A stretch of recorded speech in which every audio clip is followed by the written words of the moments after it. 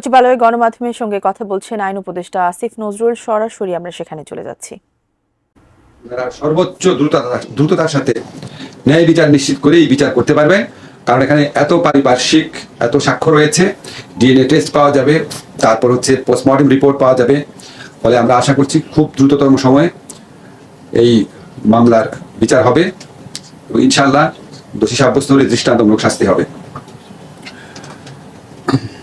এর পাশাপাশি আপনাদেরকে করছি এই আগামী রোববার বা খুব দেরি হলে সোমবার, আশা করছি রোববারই আমরা নতুন আইন প্রণয়ন করে ফেলবো। নতুন আইনের বিধানগুলো সম্পর্কে আপনাদের বলেছি, সেটার সাথে একটা জিনিস শুধু অ্যাড করতে চাই। নারী ও শিশু নির্যাতন দমন আইনের অধীনে শুধুমাত্র শিশু ধর্ষণ ও বলাৎকারের ঘটনাগুলো দ্রুত উপযুক্ত বিচার নিশ্চিত করার জন্য আমরা স্পেশাল ট্রাইব্যুনাল গঠন করতে যাচ্ছি।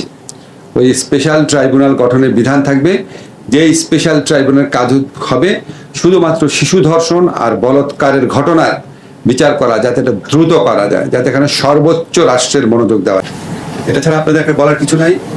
ধর্ষণ ব্যক্তি পর্যায়ের একটা অপরাধ ঘটনা, কিন্তু এখানে রাষ্ট্রের দায়িত্ব আছে। আমি আপনাদেরকে নিশ্চিত করতে চাই যে এখানে আমাদের বিন্দু মাত্র অবহেলা নাই। আপনারা দেখেছেন সাথে সাথে অপরাধীদেরকে গ্রেফতার করা হয়েছে, পরের দিন ডিএনএ স্যাম্পল গ্রহণ করা হয়েছে। আজকে আমাদের এই মর্মান্তিক খবর পাওয়ার পর ডাক্তাররা সময় বাঁচানোর জন্য নিজেরা সিএমএইচে গিয়ে দ্রুততম সময় পোস্টমর্টেম করার সিদ্ধান্ত নিয়েছেন।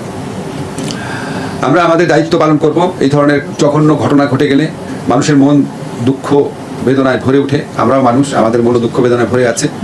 আমাদের কর্তব্য কর্মে কোনো রকম অবহেলা হবে না।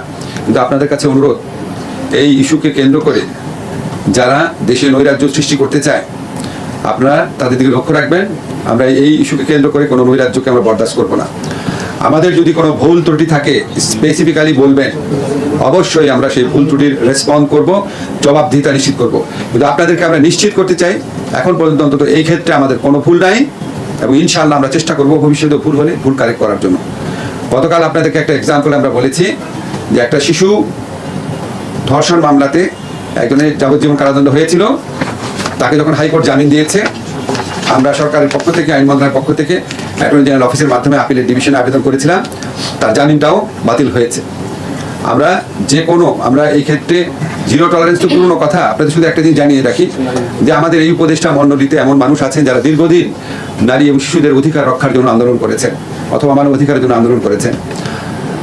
আপনারা যতটা বেদনার্থ হন, আমরা যদি উপদেষ্টা পরিষদে আমাদের যে আলোচনা হয়, তখন যদি আপনারা আমাদের বেদনা কষ্ট, আমাদের ধর্ষকের প্রতি, ধর্ষণ কাজের প্রতি আমাদের তীব্র ঘৃণা ও রাগ, সেটা যদি আমি আপনাদের দেখাতে পারতাম, বুঝতে পারতেন যে আপনাদের সবার মতো আমরাও একইভাবে সংক্ষুব্ধ, একইভাবে মর্মাহত।